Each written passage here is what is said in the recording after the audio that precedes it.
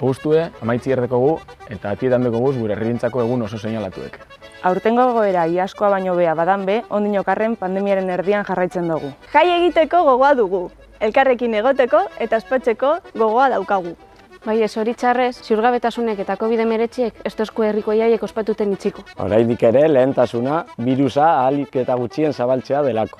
Bizi eta gozatu behar dugulako aurtengo udan. Urtean zehar bezala kultur ekitaldi asko antolatu dira, beraz animatu eta parte hartu. Ospakizun ikur moduan gure balkoiak eta gu geu ere apaintzera gonbidatzen zaituztegu. Baina arduraz jokatu dezagun komunitatea babestu behar dugu eta.